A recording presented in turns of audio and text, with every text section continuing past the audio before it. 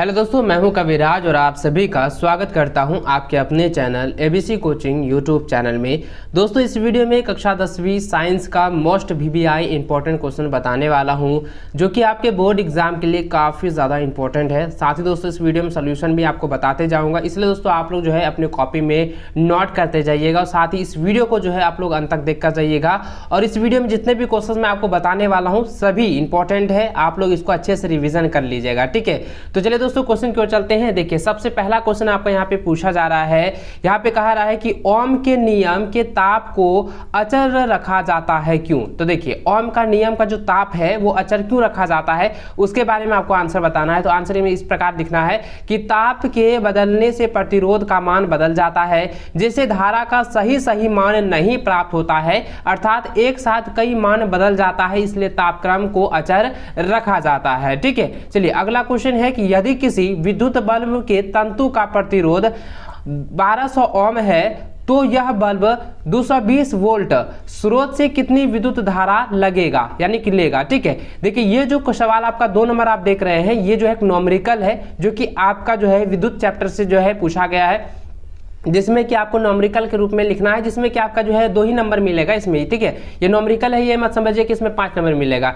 इसमें आपको 2 नंबर जो है निर्धारित की गई है। न्यूमेरिकल का 2 ही नंबर आपको मिलेगा, और जो बड़ा न्यूमेरिकल होता है उसमें आपका जो है 4 नंबर या 5 नंबर दिया जाता है। ठीक है, देखिए यहाँ पे जो सवाल है उसके अकॉर्डिंग यहाँ पे जो इसका आंसर आपको बताना है। देखिए, आपको सबसे पहले देखिए वोल्ट जो दिया गया है, ठीक है, यानी कि ये जो वोल्ट दिया गया है 220 वोल्ट दिया है, और जो प्रतिरोध का जो मान है वो कितना है, 1200 ओम है। ठीक है, तो 1200 में आपको इस तरह से लिख देना है।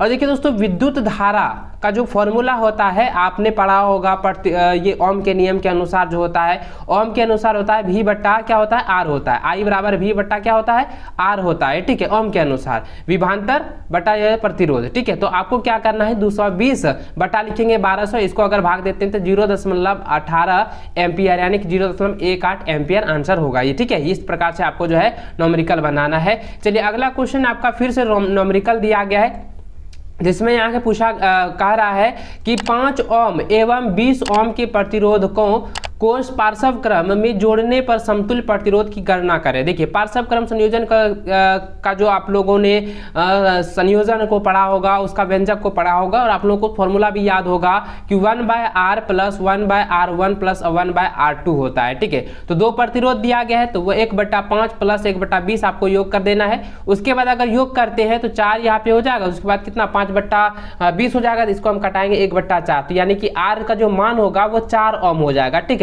यानी कि समतुल्य जो प्रतिरोध का जो मान है वो कितना हो जाएगा, 4 ओम हो जाएगा। तो ये आपका आंसर हो जाएगा। ठीक है, चलिए अगला क्वेश्चन देखिए, चौथा नंबर, जिसमें कि यहाँ पे क्वेश्चन पूछा जा रहा है कि 2 चुंबकीय क्षेत्र रेखाएं एक दूसरे को प्रतिच्छेद जो है क्यों नहीं करती है। तो इसका आंसर लिखना है कि इसका कारण यह है कि किसी बिंदु पर यदि एक दूसरे को प्रतिच्छेद करेगी तो इसका अर्थ यह होगा कि उस बिंदु पर सुई 2 दिशाओं की ओर संकेत करेगी, जो संभव नहीं है। ठीक है, अगला क्वेश्चन है कि फ्लेमिंग के वाम हस्त एवं दक्षिणी हस्त का नियम लिखें। देखिए दोस्तों, आपको मैंने ऑफलाइन क्लास में बताया है कि फ्लेमिंग के वाम हस्त का नियम और दक्षिणी हस्त का नियम इस बार बोर्ड एग्जाम में आने वाला है, और इससे रिलेटेड क्वेश्चंस आपके बोर्ड एग्जाम में ऑब्जेक्टिव भी पूछा जाएगा और आपका सब्जेक्टिव में भी पूछा जाएगा। ठीक है, 2 नंबरिया भी रहेगा और 3 नंबरिया भी रहेगा, इसलिए आप इसको जो अच्छे से जो है ध्यान में रखिएगा और इसको रख लीजिए। देखिए, आपको सबसे पहले यहाँ पे फ्लेमिंग के वाम हस्त के बारे में बताना है। लिखना है कि फ्लेमिंग के वाम हस्त का नियम, उसके बाद लिखना है कि अपने बाएं हाथ की तर्जनी, मध्यमा और अंगूठे को इस प्रकार फैलाएं कि वे एक दूसरे पर लंबवत हो। तो यदि तर्जनी क्षेत्र की दिशा और माध्यमा धारा की दिशा प्रदर्शित करे तो अंगूठा चालक की गति की दिशा की ओर संकेत करेगा। उसके बाद जो दोस्तों आप यहाँ पे देख पा रहे हैं, ये जो है फ्लेमिंग के वाम हस्त के जो है वाम हस्त का जो है यहाँ पे चित्र को दर्शाया गया है, निर्देश दिया गया है, आप यहाँ पे भी समझेंगे। देखिए, ये जो अंगूठा है वो क्या हुआ है, गति को दर्शाया गया। ठीक है, और चुंबकीय क्षेत्र जो है ये आपका मध्यमा दर्शाया गया, और तर्जनी जो है वो आपका धारा की दिशा को दर्शाया गया है, जो कि आप यहाँ पे ग्राफ के अनुसार इस तरीके से जो भी आप लोग प्रदर्शित कर सकते हैं। ठीक है, आगे आपका यहाँ पे बताना है कि फ्लेमिंग के दक्षिणी हस्त का नियम। तो देखिए फ्लेमिंग के दक्षिणी हस्त का नियम उसी प्रकार बताना है जिस प्रकार से वाम हस्त के बारे में मैंने बताया है। तो उसमें लिखना है कि यदि आपने दाहिने हाथ की तर्जनी, मध्यमा और अंगूठे को एक दूसरे के लंबवत इस प्रकार स्थित करें कि तर्जनी क्षेत्र की दिशा तथा अंगूठा चालक की गति की दिशा की ओर संकेत करे, तो माध्यमा चालक में प्रेरित धारा की दिशा को प्रदर्शित करेगी। तो देखिए ये जो है दक्षिणी हस्त है और आप यहाँ पे देख पा रहे हैं कि अंगूठा जो है चालक की गति की दिशा को प्रदर्शित कर रहा है और मध्यमा जो है चुंबकीय क्षेत्र की दिशा प्रदर्शित कर रहा है और तर्जनी जो है वो चालक में प्रेरित धारा की दिशा को प्रदर्शित कर रहा है। तो इस प्रकार से आप ग्राफ भी यहाँ पे दर्शा सकते हैं। ठीक है, अगर मान लीजिए हाथ वाला पिक्चर नहीं बना पाते हैं तो आप ये वाला ग्राफ का जो है पिक्चर बना दीजिएगा, आपको फुल मार्क्स मिल जाएगा। ठीक है, चलिए अगला क्वेश्चन देखते हैं। छठा नंबर है, यहाँ पे कह रहा है कि दक्षिणी हस्त अनुष्ठ नियम में अंगूठे की दिशा क्या निर्देशित करती है, यह किस प्रकार फ्लेमिंग की वाम हस्त के नियम से भिन्न है। तो आंसर इस प्रकार लिखना है कि दक्षिणी हस्त अनुष्ठ नियम में अंगूठे की दिशा विद्युत धारा की दिशा की ओर संकेत करता है।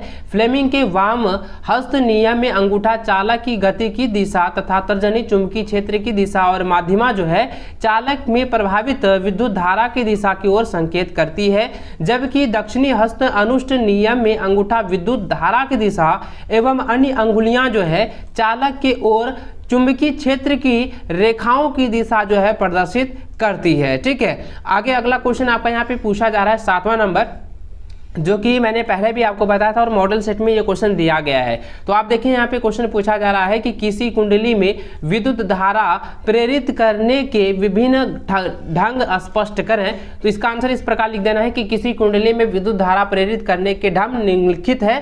ठीक है, तो पहला लिख देना है कि चुंबक एवं कुंडली के बीच आपेक्षित गति उत्पन्न करके। दूसरा लिख देना है कि धारावाही चालक एवं कुंडली के बीच आपेक्षित गति उत्पन्न करके।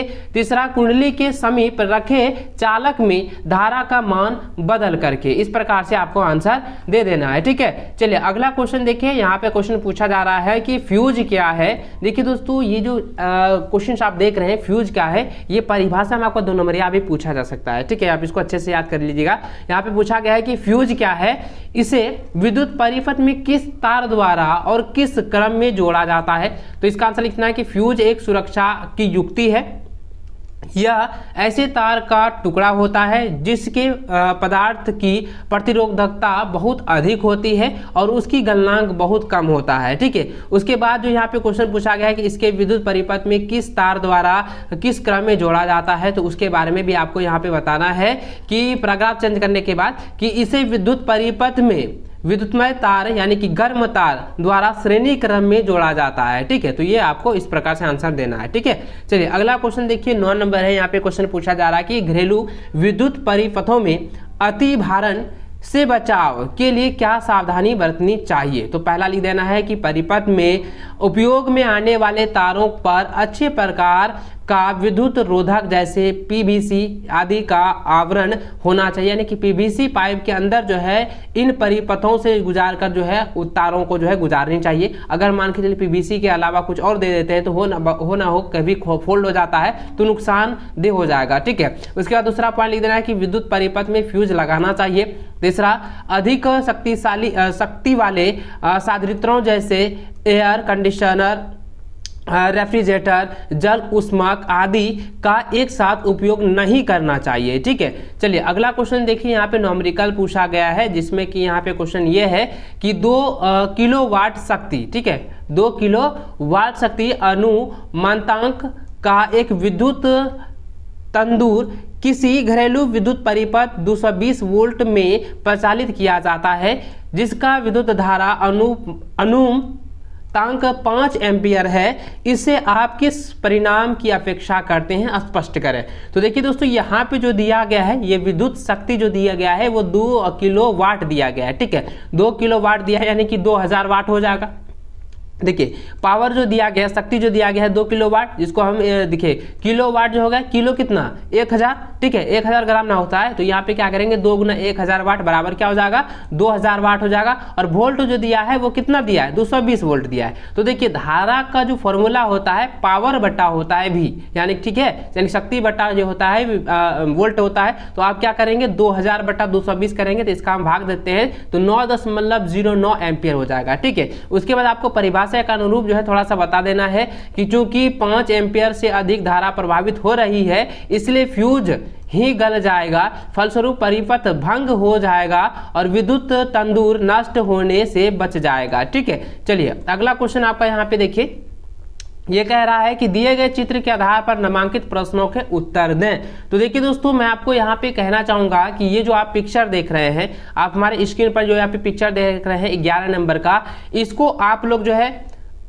अच्छे से याद कर लीजिए क्योंकि यह पिक्चर आपका कन्फर्म बोर्ड एग्जाम में आने वाला है, क्योंकि ये विद्युत से संबंधित है और विद्युत चैप्टर से जो आपका एक पिक्चर कन्फर्म आपके बोर्ड एग्जाम में पूछा जाएगा, ठीक है। तो चलिए मैं इसका आंसर बता देता हूँ। देखिए यहाँ पे प्रश्न पूछा जा रहा है कि चित्र का उपयुक्त नाम लिखें। तो यह जो चित्र है ये कौन सा है, विद्युत मोटर का है, तो ये क्या हो जाएगा चित्र का उपयुक्त नाम क्या हो जाएगा विद्युत मोटर, ये विद्युत मोटर हो जाएगा। और दूसरा कह रहा है कि ए और बी का नाम लिखे, तो ए और बी क्या हो जाएगा विद्युत वलय और ब्रूस है, ठीक है। ये क्या है, ये जो है विद्युत वलय है, ठीक है, ये जो है क्या है ये विद्युत वलय है और दूसरा क्या है विद्युत ये ब्रूस है, ठीक है, यानी कि इसको कार्बन ब्रूस भी कहते हैं, ठीक है। चलिए उसके बाद तीसरा में कहता है कि किस तरह की ऊर्जा का उपकरण द्वारा परिवर्तित की जाती है। तो देखिए विद्युत मोटर किस तरीके से ऊर्जा परिवर्तित करता है, तो विद्युत मोटर जो है ये विद्युत ऊर्जा को यांत्रिक ऊर्जा में परिवर्तित करती है। तो यहाँ पे क्या लिखना है कि यह जो है यांत्रिक उपकरण जो है परिवर्तित करता है। उसके बाद इससे चौथा कह रहा है कि इस उपकरण के 2 उपयोग लिखे, तो इसका 2 उपयोग इस प्रकार लिख देना है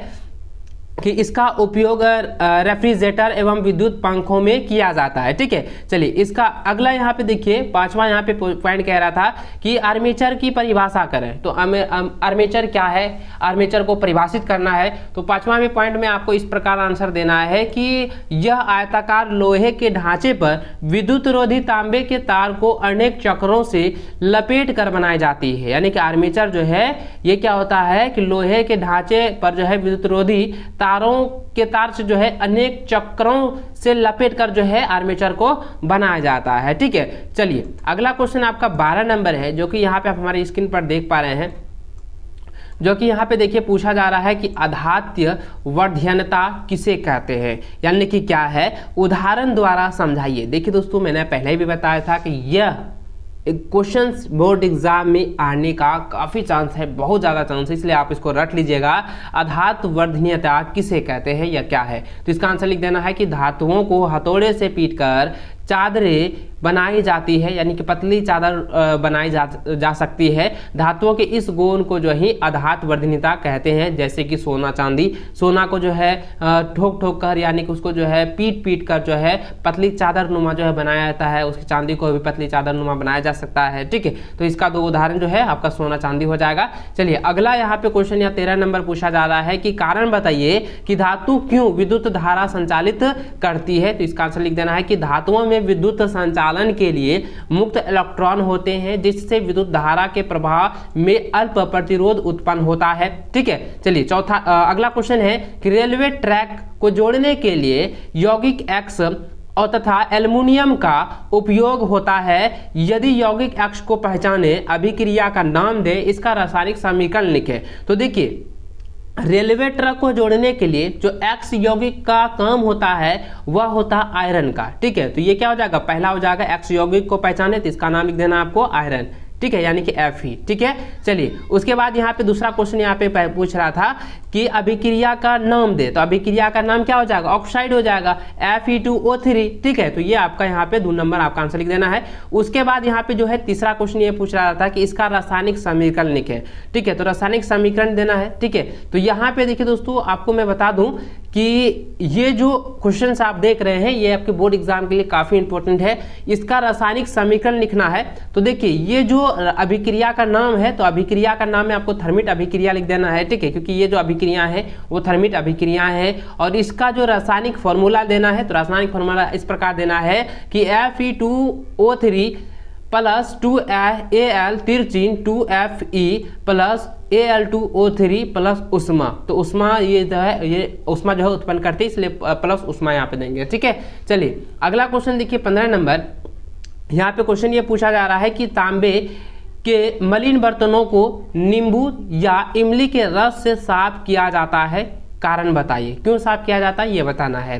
तो इसका आंसर लिखना है कि तांबा पर क्षारीय कॉपर कार्बोनेट की हरी परत बन जाने के कारण उसका रंग मलिन हो जाता है। जब तांबे के मलिन बर्तन को नींबू या इमली के रस से साफ किया जाता है तो नींबू या इमली में उपस्थित अम्लीय पदार्थ क्षारीय कॉपर कार्बोनेट से अभिक्रिया कर उसे तांबे के बर्तन से अलग कर देता है, जिससे बर्तन साफ होकर चमकने लगता है। खट्टे पदार्थ क्षारीय कॉपर कार्बोनेट को हटाने में सक्षम होता है, इसलिए खट्टे पदार्थ बर्तन को साफ करने में प्रभावी होता है। तो इस प्रकार से आपको आंसर दे देना है। अगला क्वेश्चन है कि गर्म जल का टैंक बनाने में तांबे का उपयोग होता है परंतु इस्पात लोहा का नहीं, कारण बताइए। देखिए गर्म जल का जो टैंक है उसके बनाने के लिए तांबे का उपयोग किया जाता है। तो यहाँ पे ये बताना है कि तांबे का उपयोग क्यों किया जाता है और इस्पात का उपयोग क्यों नहीं किया जाता है, यानी कि लोहा का उपयोग क्यों नहीं किया जाता है। तो इसका आंसर इस प्रकार बताना है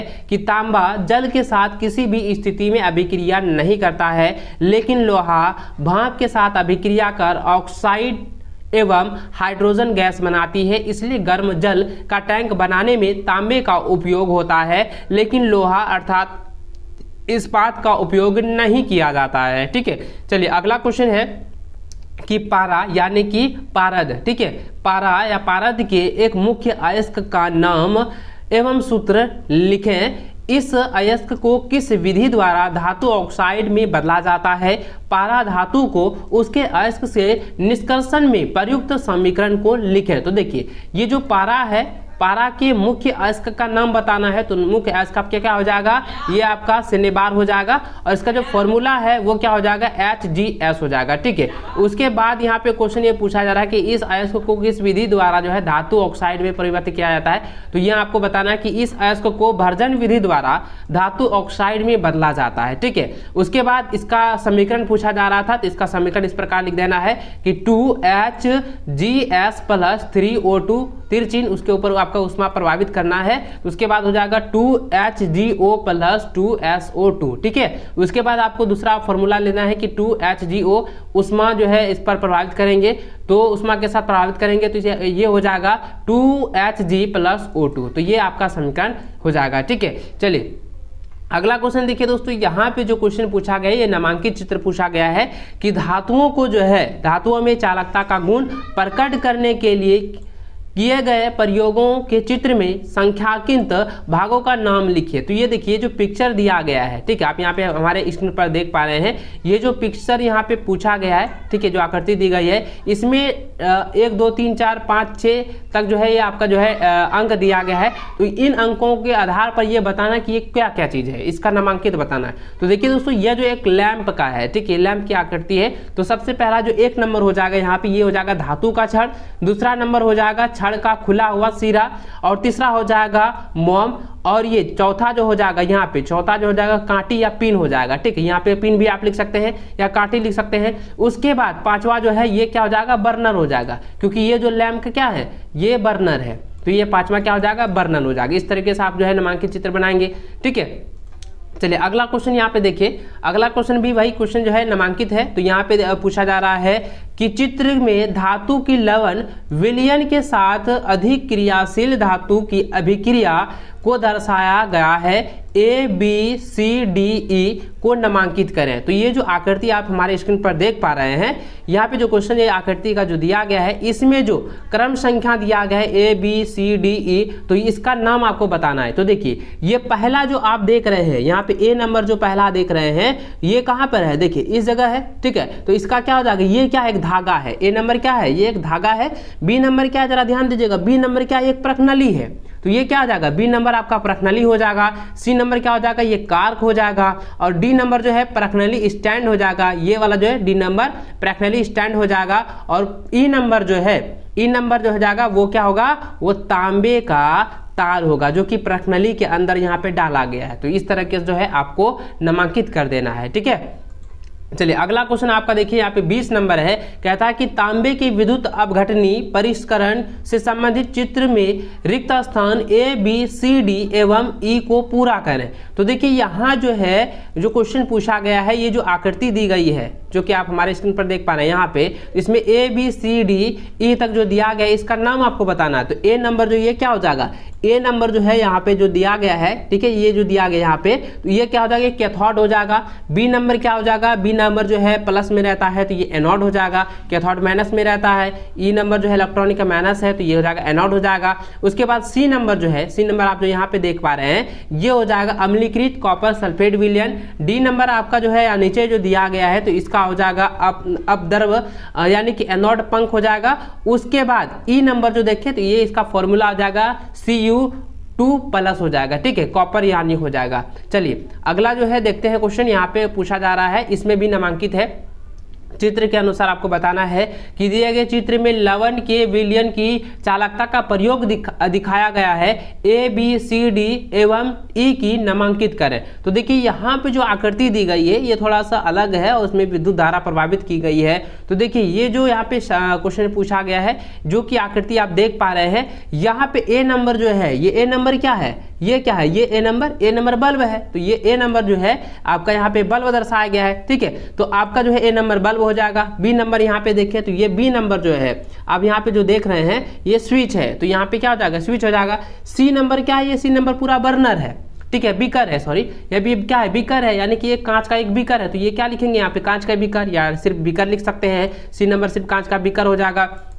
उसके बाद डी नंबर जो है ये क्या हो जाएगा, ग्रेफाइट का छड़ है, ठीक है, जो कि यहाँ पे विलयन में डाला गया है। उसके बाद ई नंबर जो है ये जो है लवणी विलयन है, लवणी विलयन है, या आप सिर्फ लवण विलयन भी कह सकते हैं। तो चलिए इस प्रकार से आपको इसको नामांकित कर देना है, ठीक है। चलिए अगला क्वेश्चन यहाँ पे पूछा जा रहा है कि किसी धातु के तनु H2SO4 अम्ल से अभिक्रिया या क्रिया कराई जाती है, उत्सर्जित गैस को चित्र में दिखाई विधि से एकत्र किया जाता है। तो नामांकित में उत्तर दें। तो देखिए नामांकित में उत्तर देना है, सबसे पहला पॉइंट लिख देना है कि गैसों का नाम बताइए। दूसरा पूछा जा रहा है कि गैस को एकत्र करने की विधि का नाम बताइए। तीसरा है कि क्या गैस जल में विलय है अथवा नहीं। चौथा है कि क्या गैस वायु से हल्की है अथवा भारी। उसके बाद पांचवा पूछा गया है कि गैस का रासायनिक सूत्र लिखें।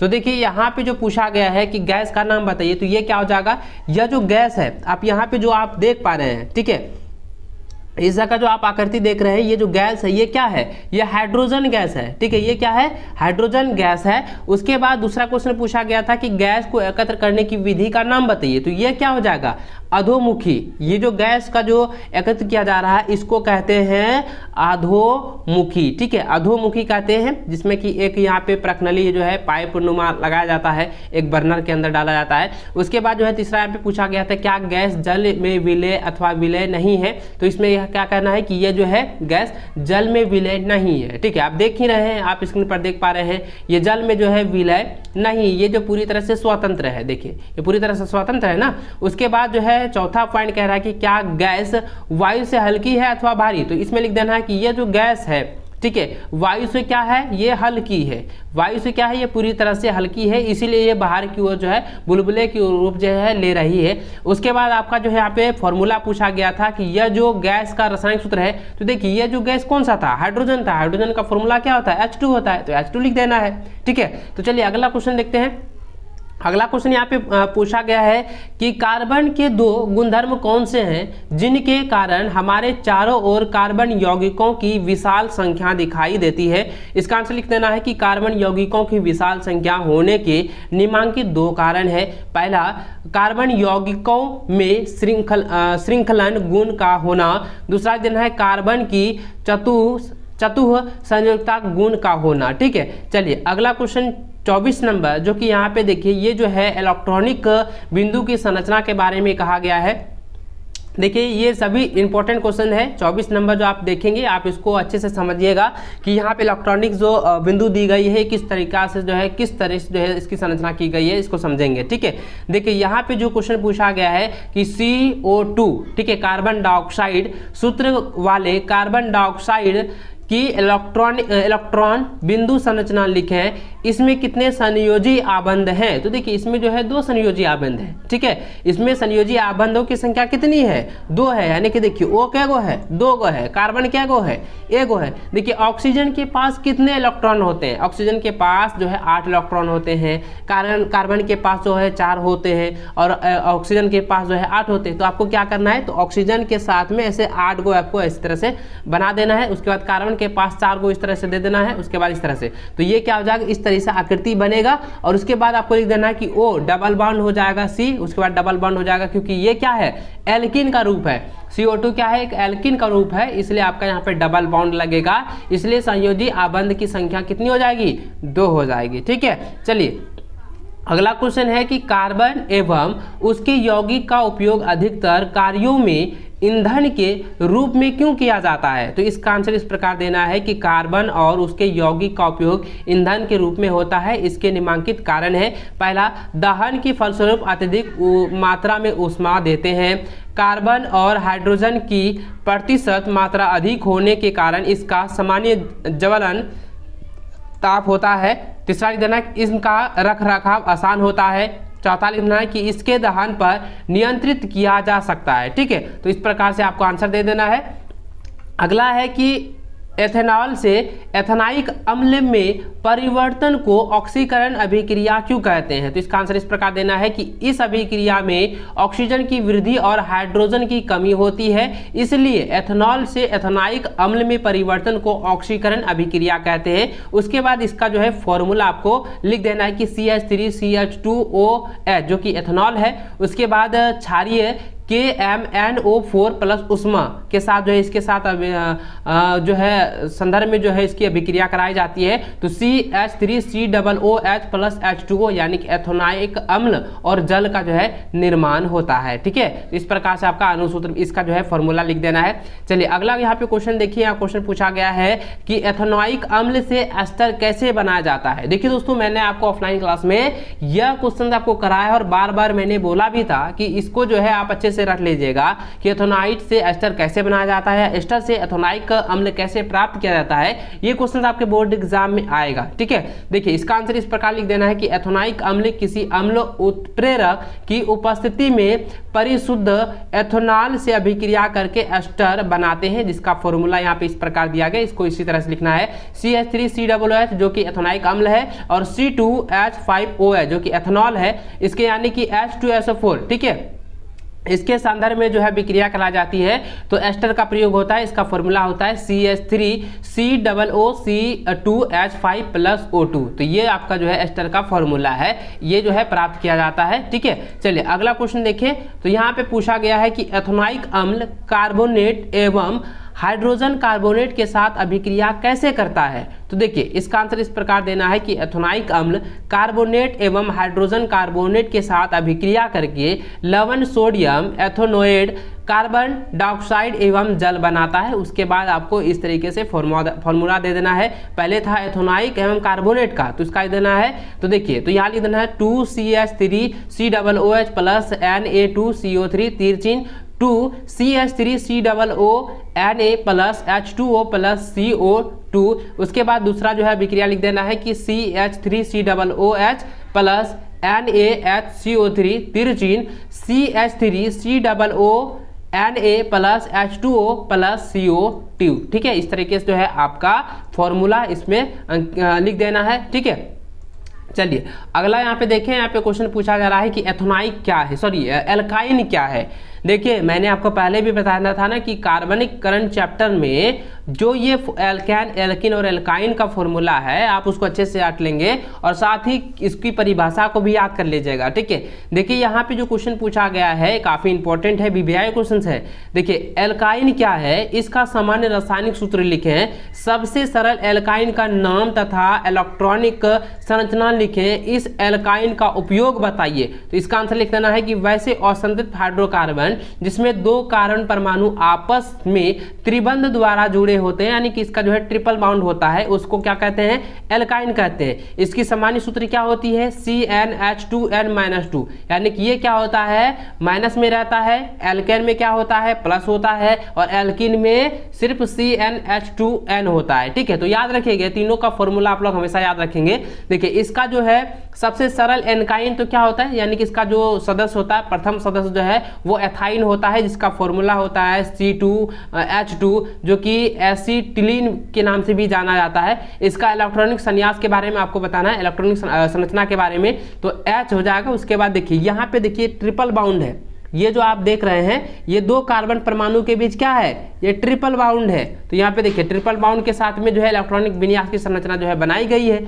उसके बाद दोस्तों यहाँ पे ये भी क्वेश्चन पूछा गया था इसी के साथ में कि इस एल्काइन का उपयोग बताइए। तो इसका उपयोग बताना है कि एल्काइन यानी कि एथाइन का उपयोग, एल्काइन का जो प्रथम सदस्य है एथाइन, उसका उपयोग बताना है। तो लिख देना है कि कच्चे फलों में कृत्रिम रूप से पकाने में, अगर आप लोग आम हो गया, केला हो गया, और भी कुछ ऐसे फल हैं जिनको पकाने के लिए हम जो पदार्थ का उपयोग करते हैं, जो कि दुकान में आसानी से मिल जाता है, उसी को हम एथाइन कहते हैं। ठीक है, या उसको एल्काइन भी कहते हैं, एथाइन भी कहते हैं। ठीक है, चलिए इसका दूसरा आपको जो है उपयोग बताना है कि ऑक्सी एसिटाइलिन ज्वाला उत्पन्न कर धातुओं को वेल्डिंग करने में, जो कि वेल्डिंग के कार्य में किया जाता है। ठीक है, चलिए अगला क्वेश्चन है, देखिए काफी इंपॉर्टेंट है, VBI क्वेश्चन है, आप इसको अच्छे से याद कर लीजिएगा। देखिए क्वेश्चन ये पूछा गया कि साबुन और अपमार्जक में 3 अंतर लिखें, तो 3 अंतर आपको बताना है। तो देखिए साबुन और अपमार्जक में निम्नलिखित अंतर इस प्रकार है। पहले जो है इस तरह के जो है आपको ढांचा बना लेना है, एक बल साइड साबुन लिख देना है और दूसरे साइड जो है आपको अपमार्जक लिख देना है। साबुन यानी कि ये दो, अपमार्जक अर्थ ही होता है सर्फ। ठीक है, सर्फ होता है।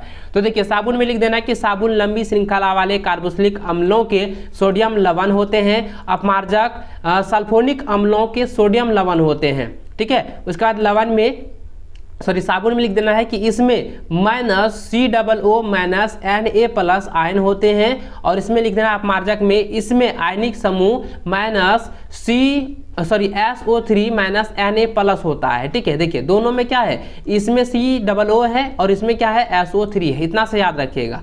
चलिए इसका जो है अगला पॉइंट आपको तीसरा पॉइंट में आंसर बताना है कि जो है साबुन में यह कठोर जल से अच्छी धुलाई नहीं देते हैं, और इसमें लिख देना है कि इसकी क्रिया जल की कठोरता से प्रभावित नहीं होती है, अतः यह अच्छे धुलाई कारक माने जाते हैं, यानी कि कह सकते हैं कि कठोर जल में अच्छी धुलाई ये कर सकते हैं अपमार्जक। ठीक है, चलिए अगला क्वेश्चन देखिए, यहाँ पे 31 नंबर है, कहता है निम्न यौगिकों के नाम दे। तो इसका निम्न यौगिकों का आपको सिर्फ नाम लिख देना है।